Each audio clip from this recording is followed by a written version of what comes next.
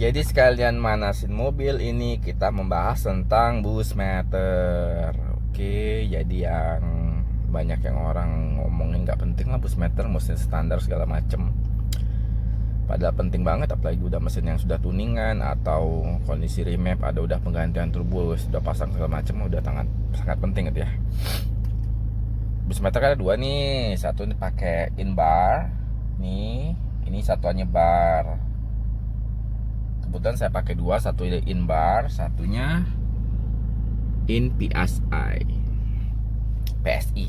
Persatuan Sepak Bola Indonesia, PSI. Nah ini kalau bus ini sebenarnya buat bensin ya. Kalau ciri yang buat bensin itu ada sampai 0 min. Nah ini buat bensin biasa, cuman berhubung ini udah lama banget, sebelum ada yang namanya masuk ke Indo, ya udah pakai ini dulu aja kemarin. Cukup 2 bar, 30 PSI sama dengan 2 bar. Jadi kalau bus meter ini fungsinya sih riskan sebenarnya ya, apalagi udah mesin udah ganti turbo, intercooler yang udah pakai piping gitu. Yang pertama jelas untuk bus. Jadi kita tahu busnya berapa, dikasih sebelum tuning berapa, sesudah bus di tuning lagi berapa, standar berapa. Terus itu udah lumrah lah. Yang kedua itu harus akurat, karena apa? Ini juga bisa membuat mesinnya meleduk. Misalnya nih mesinnya nih kita 30 PSI ya. Cuman pas di tuning 30 PSI, cuman di sini bacanya dia cuman 20 PSI. Jadi kita geber terus padahal dia udah over boost. Kita nggak tahu, makanya harus pakai yang akurat. Karena pernah di dyno mesinnya baca 40 PSI, sedangkan di sini bacanya 50 PSI. Itu namanya kan kelewatan tapi aman. Yang ngerinya itu bacanya 40 PSI tapi dibaca sini 30 PSI. Jadi itu malah di overboost. Dipaksain terus ya pasti nggak selamat kalau limitnya busnya nggak cukup segitu. Itu yang pertama. Yang kedua, apalagi yang udah pasang intercooleran, piping, itu pasti namanya bocor. Jadi bisa kita lihat dari namanya bus meter ini juga.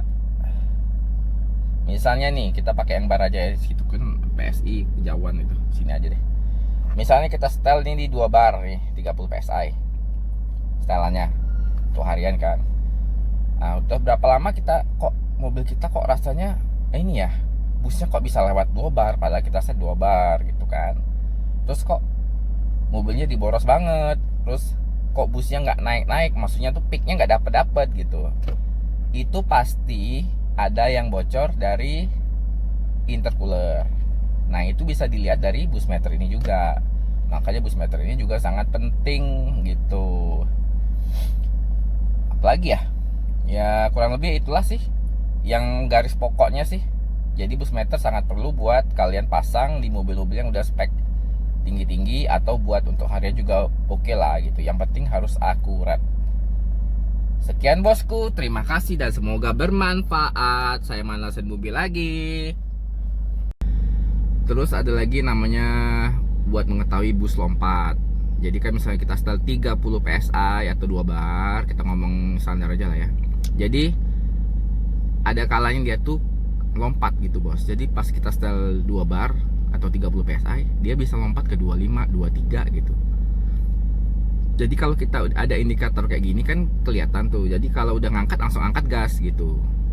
Kita gas lagi, dia balik lagi ke konstan 30 PSI gitu. Kalau dia masih tetap digas lompat lagi, asapnya tambah banyak, bensinnya boros, peaknya nggak dapat, itu pasti ada yang bocor. Di intercooler biasanya di pipingnya sih ada yang kendor atau yang ada yang bocor lah gitu. Udah biasa itu makanan sehari-hari gitu.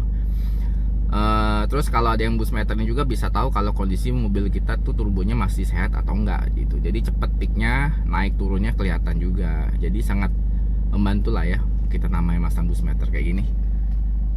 Jadi ya saran saya memang harus pasang gitu. Buat anak-anak diesel apalagi tuh yang suka bejek-bejek di tol. Oke.